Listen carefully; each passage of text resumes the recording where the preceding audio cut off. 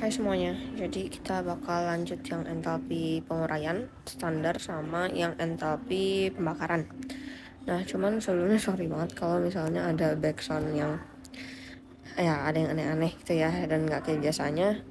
Terus gue juga mau ngomong di sini, jadi gue akan buat 3 part. Yang pertama kan udah gue up, yang kedua ini sama yang ketiga kita bakal nentuin kayak cara penentuan delta HR-nya, delta H reaksinya. Nah oke, kita akan mulai aja. Jadi biasanya kalau entalpi penguraian standar atau biasanya itu delta HD. Ini D ini kalau salah ada Englishnya apa decomposition kayaknya. Kalau yang nanti yang pembakaran itu C combustion, sama yang satu lagi yang kalau apa pembentukan tuh kayaknya formation ya, makanya delta HF. Tapi ya ini FYI aja. Jadi basically entalpi penguraian itu adalah energi yang diterima atau dilepas untuk mengurai satu mol zat menjadi unsur pembentuknya, yang diterima atau dilepas. Nah, nilai entalpi penguraian standar itu pasti berlawanan. Jadi kalau misalnya pembentukannya dia minus, berarti ke penguraian dia positif. Itu udah pasti. Oke? Begitu aja sih, kayaknya simpel aja. Nah, kita lihat buat yang soal pertama dulu ya. Diketahui entalpi pembentukan standar natrium klorida. Lupa. Natrium klorida adalah segini. Buatlah persamaan reaksi penguraian termokimianya. Berarti dia kan cuma minta reaksi kan. Nah, tadi gue mau ngomong apa, lupa kan. Oh, berarti kan Na ditambah Cl. Cl ini solid ya kayaknya. Jadinya NaCl. Ya kan? Terus kan ini kan karena udah sama semua. Cl2, sorry. Oh enggak, ini gas. Lupa gue. Ini gas, jadinya NaCl. Kita setarain. Tambah setengah Cl2 dalam bentuk gas. Jadinya NaCl. Terus ini kan entalpi pembentukan, berarti kan ini yang kita tahu kan delta HF-nya kan. Itu berarti berapa? Minus 410,9 kJ. Yang ditanya adalah reaksi penguraian termokimianya. Nah, karena kayak gini, kalau kita udah tahu reaksinya, berarti delta HD-nya itu udah pasti kebalikan. Karena kan tadi kita tahu nilai entalpi penguraian itu berkebalikan sama delta HF-nya atau yang pembentukannya. Jadi, kalau dalam kasus ini, jawabannya itu berarti delta HD sama dengan positif 410,9 kJ. Jadi kalau dalam kayak gini, kalau disuruh buat persamaan, tinggal lu buat persamaan. Terus kan koefisiennya ada satu, jadi ya udah lu setarain. Kalau udah setara ya nggak perlu. Habis itu tinggal ditentuin delta HD-nya, which is itu yang berkebalikan dengan delta HF. Begitu doang. Oke, ini masih simpel ya. Kita akan lanjut coba kerjain soal yang dari buku.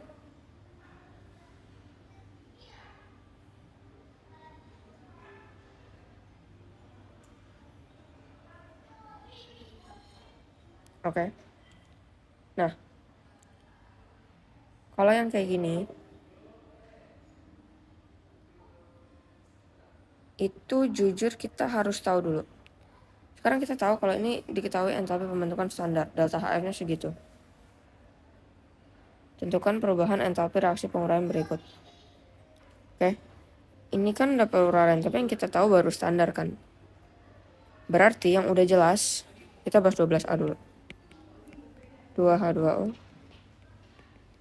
2H2 tambah O2.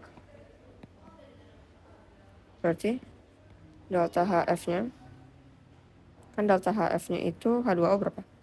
Min 285,85 kJ per mol kan.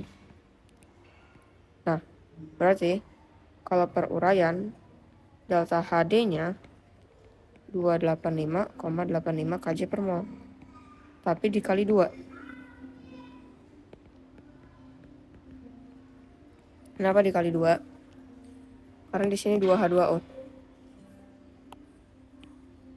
Jadi harus dikali 2 sama koefisiennya. Berarti jawabannya berapa tuh? 571,7 kJ per mol. Yang B juga 4H3PO4 solid, 6H2 gas, 8O2 gas, P4 solid. Ini delta HF nya itu minus 1281 kJ per mol. Berarti delta HD nya penguraiannya pasti kan berkebalikan tandanya, 1281 kJ per mol.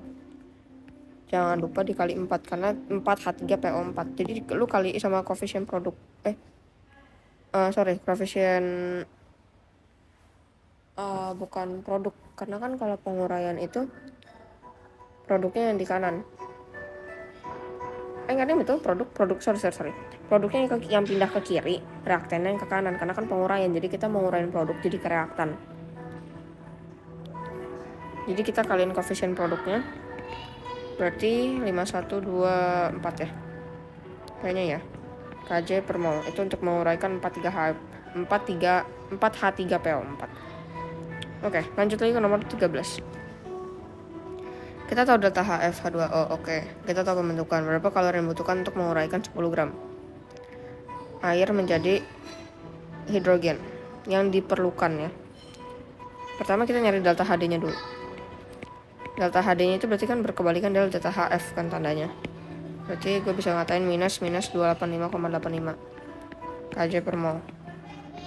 Atau 285 kJ per mol. Oke. Terus kalau kita udah tahu, nah berarti nanti delta HD Q per N. Nah ditanya kan Q, kalornya berapa? Berarti delta HD kali N 285,85. N itu kan mol itu kan massa per mR. M per mR. Massa airnya tadi dikasih tahu 10 gram. Per mR-nya itu berapa mR? mR-nya itu berarti kalau H2O hanya ada 2, 1 dikali 2 ditambah 16. Karena O-nya ada 1 juga kan. 285,85 kali 10 per 18. Jawabannya itu, bentar gue pakai kalkulator karena gue malas angkanya jelek. Dibagi 18. 158,805 kJ doang karena kan kalor. Nah, lo buktiin ya. Ini kan kita positif karena kan intinya kan yang diperlukan. Beda sama nanti yang delta HF yang formation yang sebelumnya yang gue bahas itu kan minus. Aslinya ini nggak ada rumus tertulis sih. Lu aslinya bisa main-mainin aja dari kata-katanya. Lu lihat aja kalau misalnya delta HF ataupun delta HD semuanya satunya kJ per mol kan. Tapi yang ditanya kalor tuh hanya dalam bentuk kJ. Berarti kan supaya lu dapat kJ dari kJ per mol, lu harus kaliin sama molnya kan. Ya dong. Jadi asal lu gak harus rumus tertulis, gak apa-apa. Kayak lu langsung tulis aja kayak energi penguraian misal gitu ya. Berarti kayak langsung 28, bukan energi penguraian, ngaco. Kalor, maksudnya kalor yang diperlukan. Kalor gitu ya, tulis aja gitu. Karena gue lihat lagi yang di buku tuh gak ada rumus tertulis kayak gini. Jadi kayak langsung dijabarin aja sama mereka. Min 285,85 kJ per mol, biarin aja, terus dikaliin sama molnya. Jadi cari molnya berapa gitu, kayak 10 gram begini, terus ya selanjutnya. Jadi kayak langsung ditulis, nggak apa-apa, nggak harus pakai lambang gua gitu, nggak perlu. Karena gua baca di buku dia nggak ada pakai lambang-lambang gitu. Oke, lanjut ke entalpi pembakaran.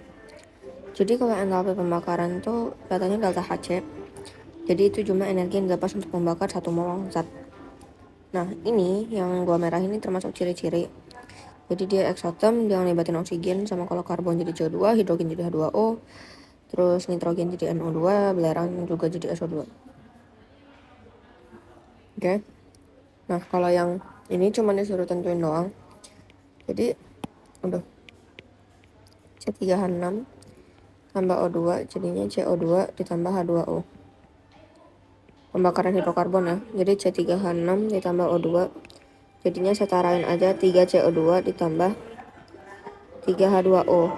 Kan hanya sama C-nya jadinya udah setara kalau gue kali 3. Terus kalau oksigennya berarti ada berapa tuh? 6 tambah 3 ada 9 kan. Berarti ada 9 per 9. Yang di kanan 9 berarti yang sini harus 9 per 2. Itu doang sih kalau misalnya entalpi pembakaran, kayaknya nggak ada apa-apa lagi deh.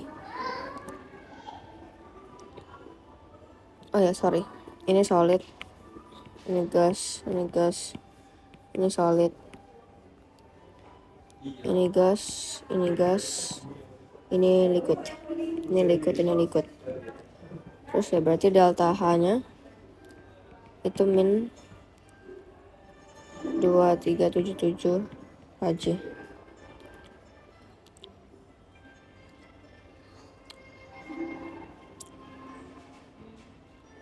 Oh, bukan delta HD.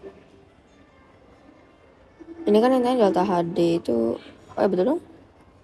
Delta HD apa delta HC ya seharusnya? Delta HC.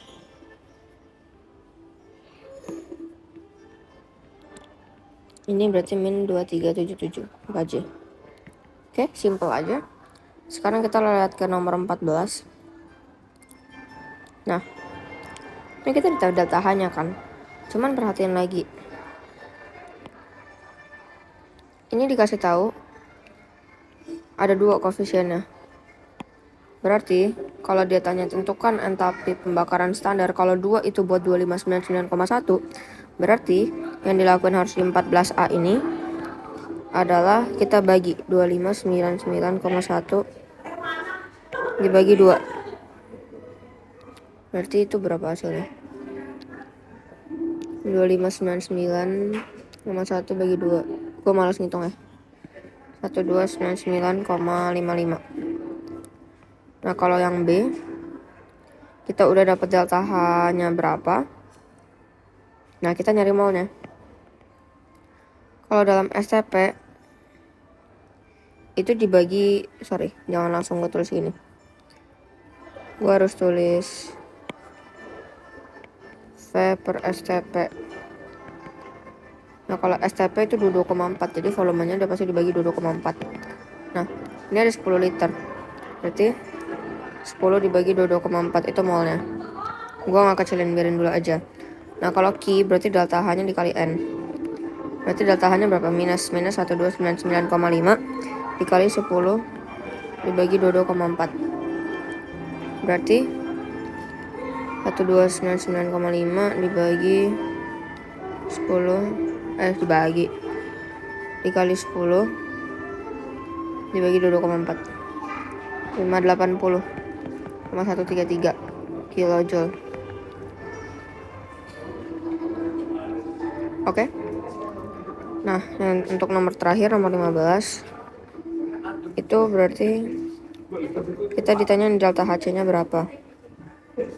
Kita tahu ada menghasilkan, pada keadaan menghasilkan ini kalornya. Terus menghasilkan tuh berarti dengan kata lain melepaskan ya. Melepaskan segitu. 1 gram. Berarti kita bisa nyari molnya dulu. M per MR, molnya 1, masanya 1, MR-nya berapa itu? CH4 berarti 12 ditambah 4 kali 1. 1 per 16. Berarti delta HC-nya itu kalau melepaskan minus ya. Minus 55,625 ya. Dibagi 1/16.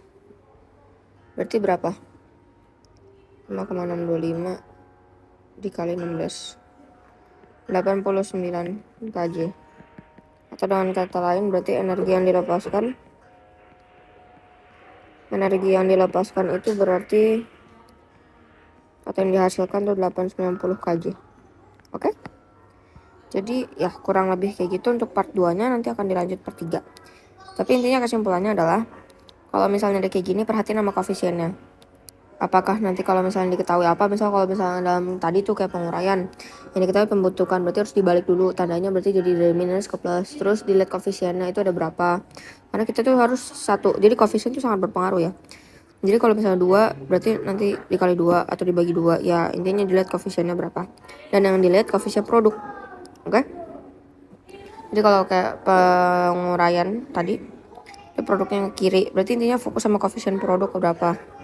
Nah, begitu juga intinya fokus aja deh, karena koefisien tuh benar-benar sangat main-main dan tandanya. Oke? Mungkin itu sekian dulu dari video ini. Jangan lupa subscribe biar gue rajin konten.